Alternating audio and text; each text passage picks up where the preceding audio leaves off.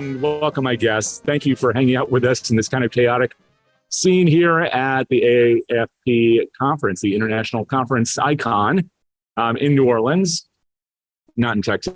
But anyway, we'll hear more about the hats in a moment. I have two guests here for this first kind of kickoff presentation here in the exhibit hall, hanging out the DonorSearch booth. DonorSearch, of course, as you know, is the sponsor of this series. So thank you back there to all of you for doing this for now 8 years, where I get to have fun conversations with really amazing people who have great stories, including bathtub stories, and we'll hear about that in a moment.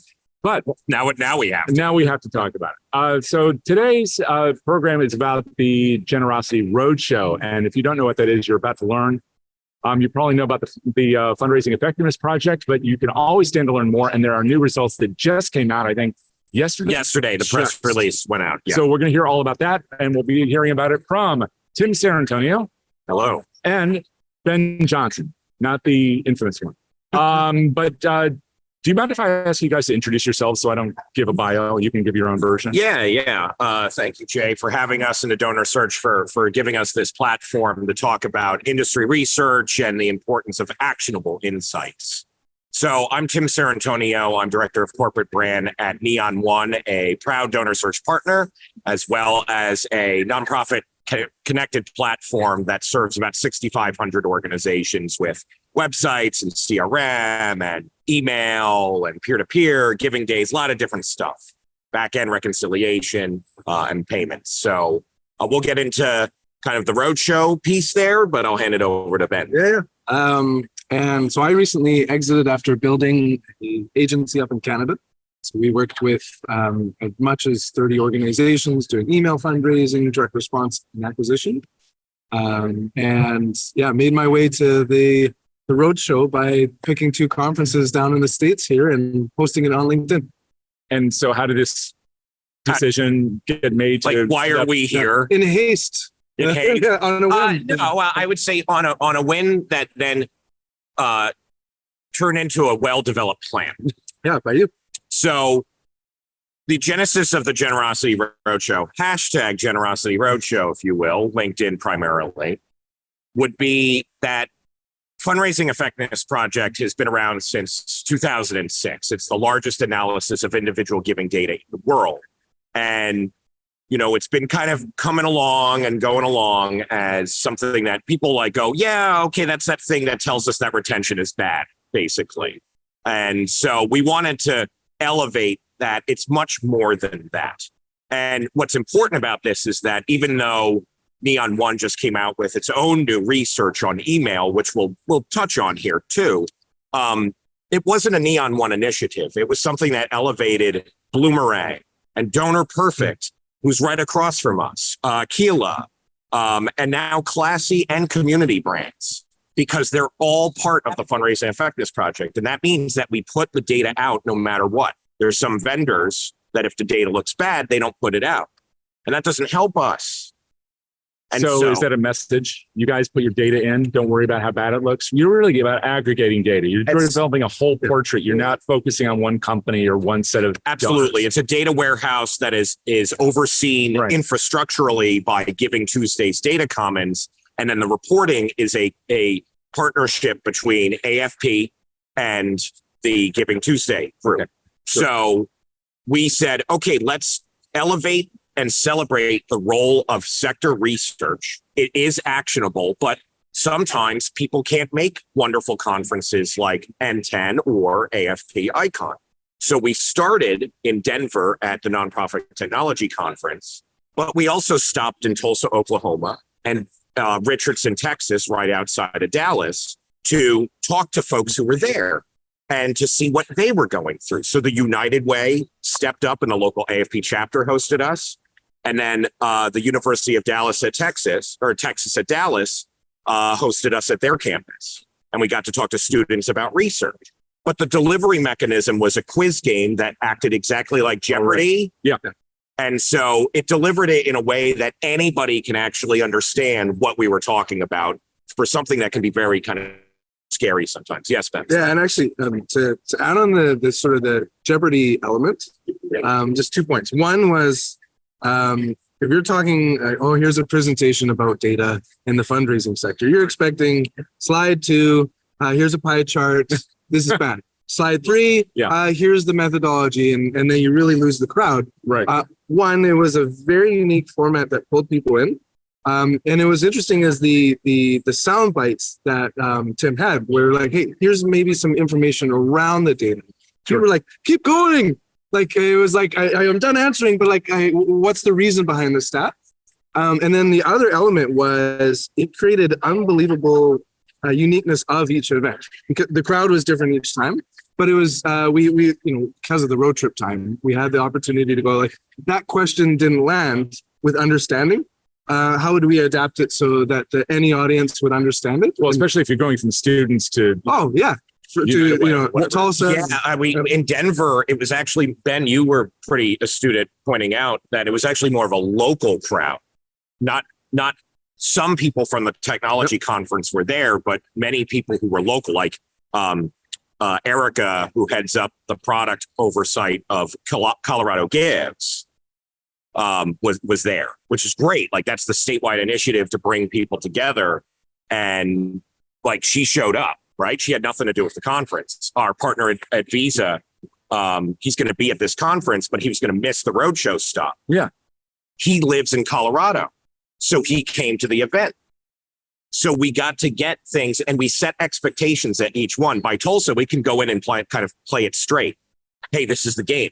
But Denver, I kind of had to be like, we're kind of making this up as we're going along. And it was a very friendly crowd that understood that. Julia Campbell was there in Denver, and then she rejoined us in New Orleans. So you can see that this core idea, just like a generosity experience for each individual donor, it is very adaptive to the interactions that are happening within it. The quiz show format's really a fun way to make sure that it's a level playing field for anybody entering into this information, but also to make sure that people retain it. Yes. So, dumb question. What was your double jeopardy question? Funny you should say that. Or are you revealing it now? No. That would be good. What would be our double jeopardy question? So Ben Miller of Bonterra designed the deck template itself in PowerPoint. Yeah. It's a beautiful mechanism.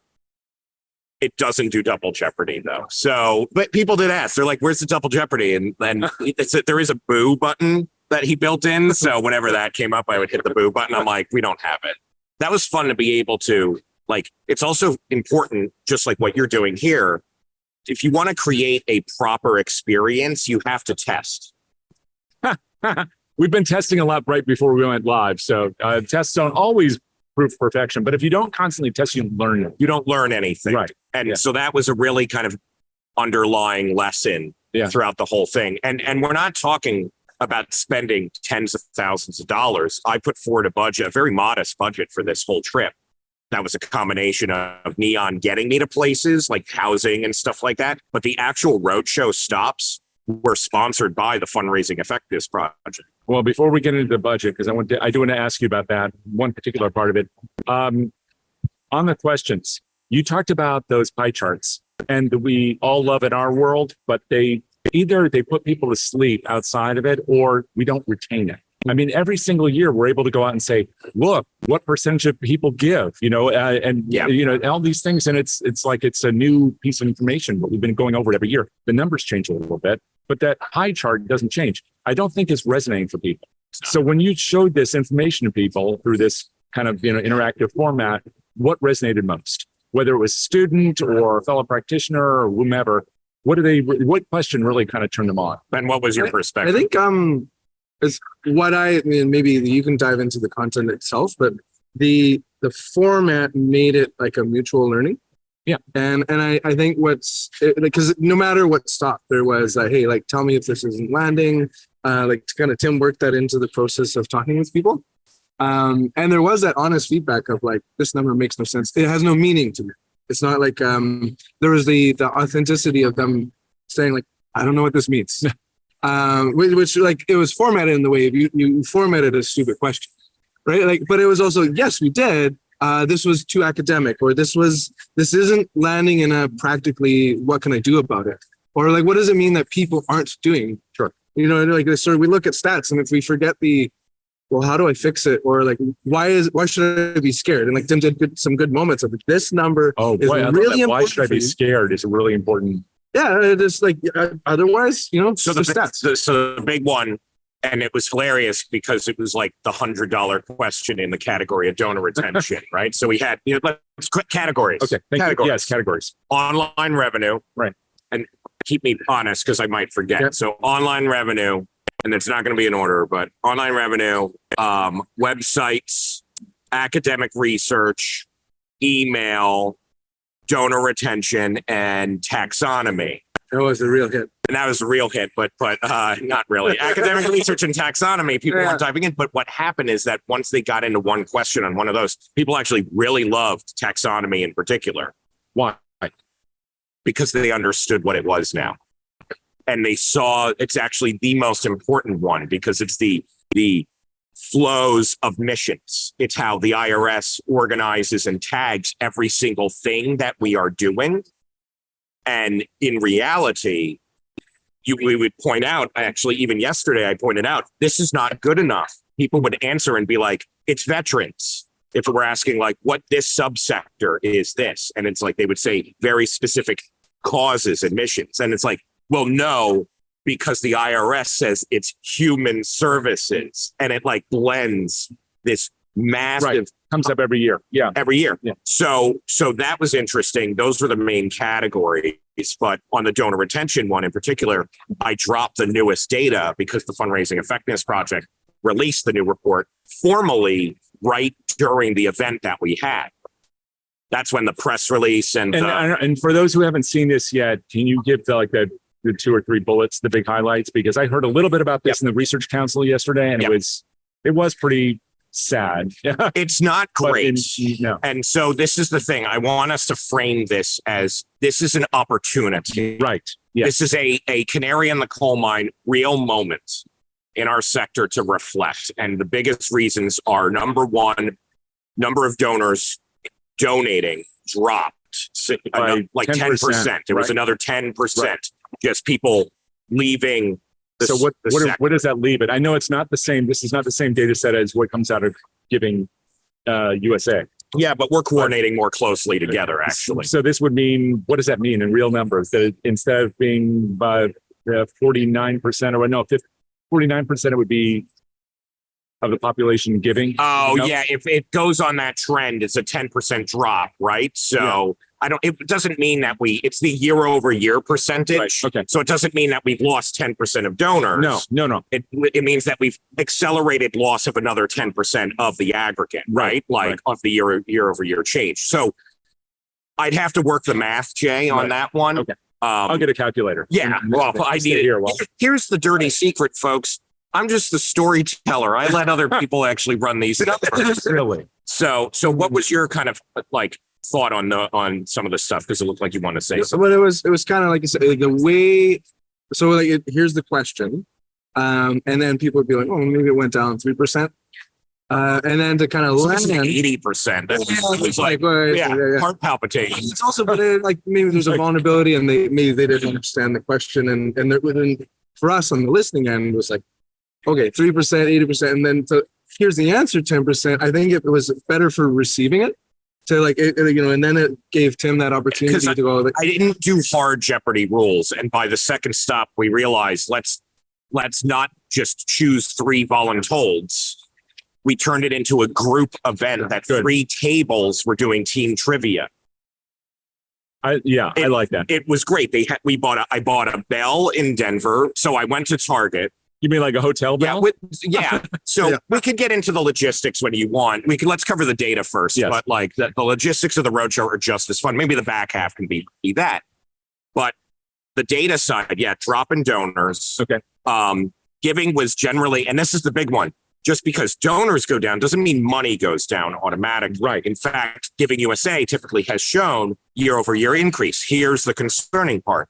It was kind of within the margin of being flat, basically, overall. Yeah, it's like 1.7 or 7. Yeah, it was like, yes, it's very, very slight. Basically, the headline is it's flat. Okay. Giving like is inflation. flat. Yes. Well, but this is it's not outpacing inflation at all. And the affluent donors in terms of Right. revenue buckets are starting to actually weaken. And that's the concerning part. Recaptured donors actually saw an increase. That's good. It's not all bad, folks. Like, this is the thing. It's what lessons can we learn? And it's that we need to do a better job of connection with people. We need to give easier ways to start the generosity experience, like recurring giving, because it has high new donor retention rates. Yes. Yeah. Because 8 out of 10 new donors left from 2021 to 2022. They just stopped giving. And we talked with even people, even when I picked up the car in Denver, I took a video of the guy checking my car in. I talked with him, and then it turned out this was a conversation worth having. I got his opt-in to do a thing. He showed the car thing, and I said, do you give to charity? And he's like, I don't. And I said, well, if you could support a cause, what would you support? And he's like, well, my fiance is a developer, and so it would be great if she had something to support her when she was learning to code. And I said, how about Girls Who Code? And he's like, yes. And I said, I'm going to make a donation. Robert checked out my LinkedIn profile yesterday. So Robert, I'm going to be in touch. We're going to get the donation done. I just have been on the road. But like I told him, Robert, here's my information. Let's connect. I'm going to make it in his honor. All right. So one of the things that did come up during the Research Council discussion about this, which was more, it was very informative, but more dry, was that at the same time, we're seeing a couple of other things happen. One, we can't control for it all, and that's the stock market. That influences the affluent donors. Yeah. And that's a factor in all this, I'm sure. Absolutely. But then, and it's going to be a continuing factor. So it's something we need to be mindful of on the top. The other one is about crowdfunding, right? Or whatever you want to call it. All the people who want to do something directly for their fiance. The social fundraising element. Yeah, whether it's the person we know who has, down the street who has leukemia, or the person who needs to go to school, or whatever it is, that's been huge. Yes. And that's largely not exclusive, but largely the rest of the population that seems to be falling out of these numbers. Yeah, people are giving to things like GoFundMe, right? Yeah. And this is why we're excited that Classy has joined the Fundraising Effectiveness Project, because we're going to get better insight on that type of giving activity. All right. FEP has always been driven by CRM data. And we understand that a little bit better than some of the other elements out there, because we do peer-to-peer and we do these types of things. But like Classy specializes in that, and they're part of GoFundMe. So it's like, okay, I think we're going to start to get, like, the CRMs traditionally do very affluent giving well, right? They have the wealth screening integrations and stuff like that. But to be able to see the more entry-level giving for recurring, for crowdfunding, for peer-to-peer fundraising, it's going to give us better insight. I'm an optimist. I actually think that if, like, we had to keep in mind, this is the largest data set, but it's still an incomplete data set. And that's why we need more partners. We need more vendors. Well, there's another factor too, right? I mean, that is that you have a whole bunch of different data sets which are pulling together. Yes. But there's no unique identifier for every donor, right? So if you give somewhere and then you, your journey takes you to another organization. Yeah. That organization may be using a different data set, but there's no way to say, Ben Johnson here, Benjamin Johnson there. So this is kind of an issue. So how are you thinking about that in terms of both the FAP data, but more broadly? The one thing you said before is, like, I think it's so to take away from some of the fear and loathing part of, like, donations being down. I think what I enjoyed about hearing more about Generosity Experience and Generosity Roadshow, some of the things we talked about was, so there's a decline in institutional trust. And trust being one of the elements of generosity. Huge. And so in some ways, we have to actually acknowledge other cultures of giving, in that the GoFundMe world is being created because it's an institutional free experience. I think there's an opportunity for charities or nonprofits at large. How do we learn to be trust builders? Like, the data is telling us that we're not as trusted, or it's not as self-evident that we're a trustworthy vehicle for my generosity anymore. Yeah. And I think that's one of the opportunities, and to say that, people are less generous now. I think it's a net neutral. It's just going somewhere else. Yeah, people are inherently kind. They're inherently giving. That's what we learned on the trip, because itself. But what the sector needs to learn is that it's a question of relevancy. Human nature is generous. It is whether we are the still the best vehicle for that. And I truly believe we are. We have so much upside here. We just have to make some pretty big changes to get along toward that path. This very journey you're taking that you just took, I know it was for fun as much as for anything, and to promote some of these concepts, these ideas, and then this data. But it also must be a living example of what you're talking about building trust. Because whether it's talking to the guy when you're renting your car or talking to a group of students who haven't thought about it in this way, even though they are, as you said, they're generous too. I mean, you can talk to anybody at any age, anywhere in the world, and they have this impulse to help other people. Absolutely. But we don't do a very good job of communicating why they should use us as a vehicle to do those things. That's kind of your point. So when you thought about taking this journey, do you see this as a one and done, or was this the beginning of a way to start this discussion? It's definitely going to be an evolution. At the Fundraising Effectiveness Project steering committee meeting yesterday, we had Woodrow there from Giving Tuesday, Woodrow Rosenbaum, and it had the leadership of the initiative itself, as well as AFP headquarters and AFP Foundation. And we decided that we need to kind of reevaluate the governance of all of this and to iterate and grow upon it. And so my feeling, one of the big things, and from Bloomerang and I talked after the meeting too, and it was very important that the story evolves. And we feel, I would say, Ben, that this type of example is the foundational basis for where we should be going for the initiative as a whole. Will the Generosity Roadshow ride again? I think I think so, but not with the Santa Fe, because I dropped that thing off at the Enterprise rental on Canal Street earlier this morning. All right. So one of the things I heard from Tim before, and you can tell me if this is true or not, is that this thing was envisioned originally as an RV tour of, from north to south. There was grand visions to begin. All right. So what happened? Practicality of it. Yeah. We dodged a bullet there. Well, and just actually to like your previous point, I think one thing, because there's a lot of organizations, here's our latest report, and they want to be the receptacle. So like, here's the landing page, come to us. Right. They're using it as a lead generator. Yeah. And actually, it's like, even if you want it to land, evangelize. So go out, and not that it was all good news, but it was interesting because we had to contextualize by going to someone. We're at the Oklahoma United Way. What questions do we adapt? And it was a beautiful in that, like, okay, now we're talking to academics. It was very different.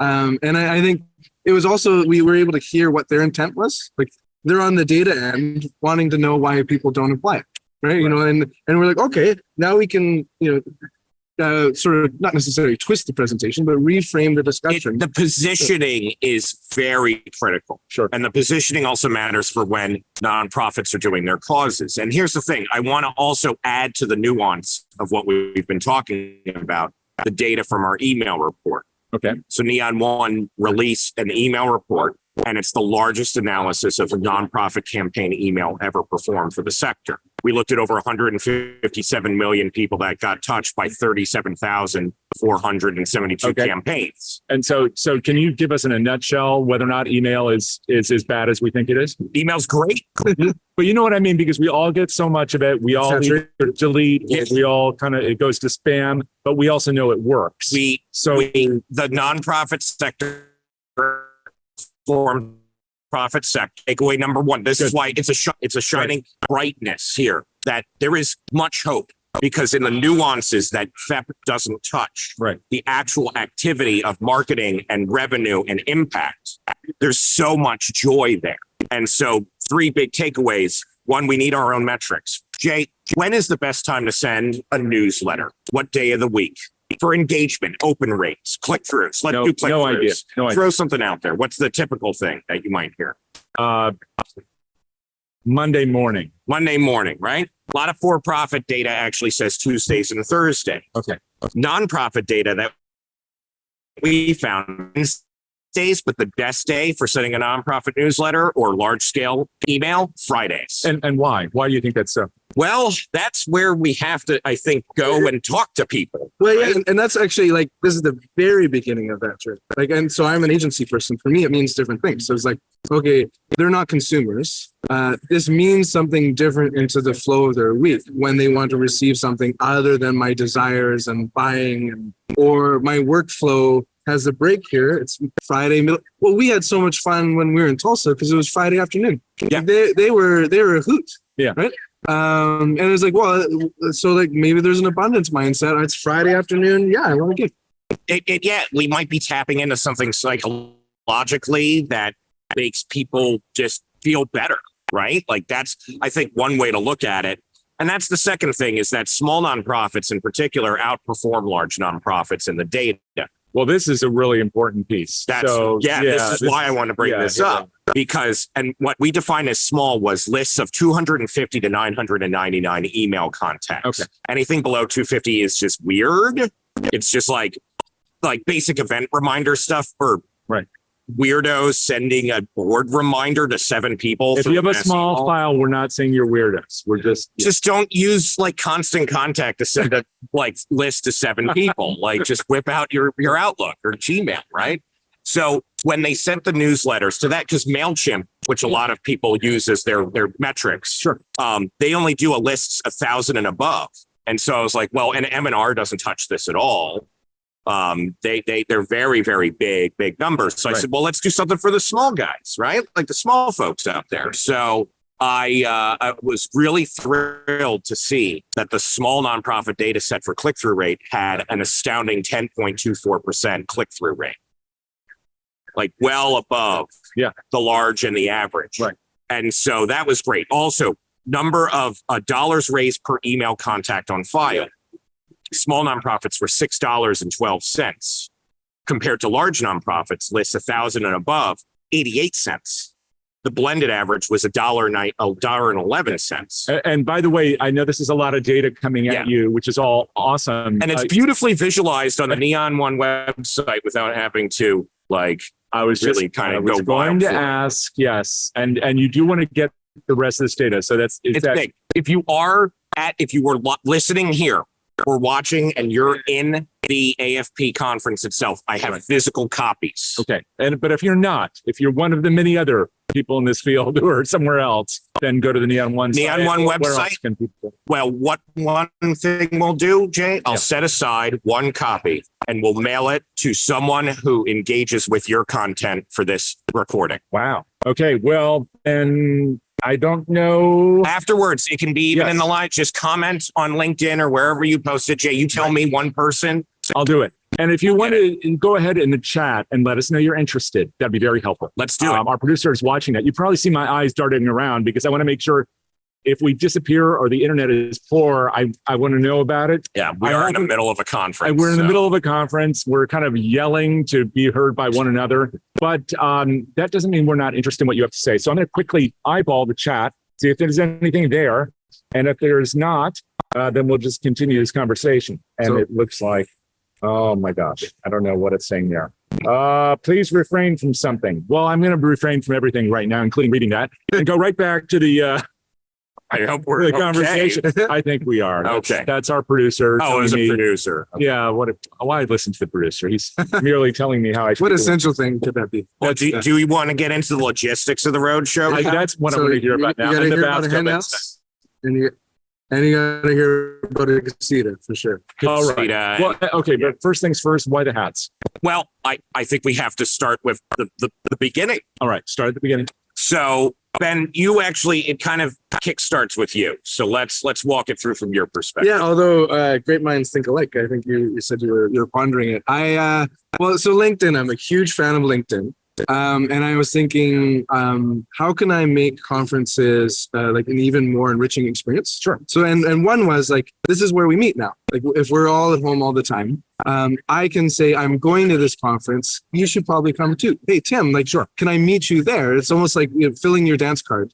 And then I was like, well, I picked NTC in Denver. And then immediately after AFP ICON in New Orleans. Right. And I'm from Canada. And I was like, Is this a drivable distance? I turned it into a LinkedIn post to be like, is it worth the fun? In my mind, I will see, it'll feel like Flintstones. I'll see nothing for miles and miles and miles. It turns out actually it was incredibly forested and enriching. The topography was so diverse in the United States. Gorgeous. Everybody gives Oklahoma, especially, a really crappy rap. Total And mystery. they should not. Be nice to Oklahoma. Yeah, absolutely. Yeah, Oklahoma, besides the overwhelmingly large amount of marijuana billboards that were across the state. And retail outlets. And Oh my retail God. outlets. You It's couldn't the go, you most couldn't go common a retail. mile. You couldn't go, and we were in Denver. Folks. Wow. I don't And know. I don't know what my Oklahoma's grandparents gotta would be. be saying right now. I have no idea. That's Okay. all they would see if they went for a drive. So, So you put it out there in the internet. it's like, is this worth a drive? And it's like, would anyone want to like road trip this? And Tim and I had briefly met at a the Neo Next Summit. Afters Neo Summit. Like, in you know, Kansas just City. at a tabletop with the group. Yep. And then I had a podcast, and so we went and talked. And so he said, "Yeah, I'd join you for it." And then we proceeded to DM, going like, "Are you for real? Like, are we both serious? Are we doing this? Like, you say it now if this is a joke." Because I independently had wanted to do some sort of like small thing. I don't necessarily like at Neon, a lot of people, because I've been in the sector for 12 years doing this type of stuff. And I just personally have soured on the booth concept as it's historically been put forward. Now, you are doing things that I think are right, Jay. Let's be real. Like, this is engaging. This is immersive. Going up and having a bunch of crap that I'm supposed to like hand to people so they can maybe remember who I am, but they're actually just getting it for their kids. That's not really something I'm interested in as a business. And so I said, well, but it's so powerful to be with people.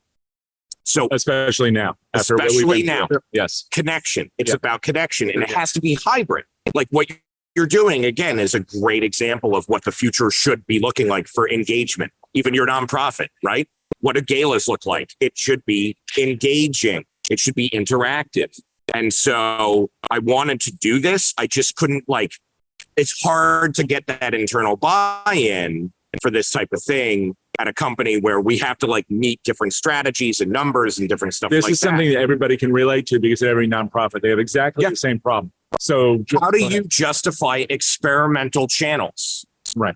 Because it's very easy to say, we're back, and just dump a bunch of money. And then people go, okay, we got the booth. I guess we did what we were supposed to do. Right. And then you say, well, how many leads did we get from the booth? Right. That type of stuff. Yeah. For nonprofits, the same thing. We throw a big event, get them in the door. How much money are we going to get? What happens if you can scale that down in an experimental way and then scale it up? So yes, the Roadshow will come back because it was a successful channel. So that's when I was like, I got buy-in, Right. and then was able to make it easy to talk to Ben about money stuff and things like that too, because it just was covered. There's also another element of what you did on social media. And I would encourage nonprofits to learn about co-creation. So you co-created the trip in that you said it's happening and where should we stop? So it allowed organizations or Yes. people to say, I know someone at this location. Can I connect you with them? Would you want to stop there? So Tulsa wasn't. We Which again, are I think is a great example to all of us in the sector that you don't just have to be shooting stuff out at people. You can be Yeah. interacting with people to design.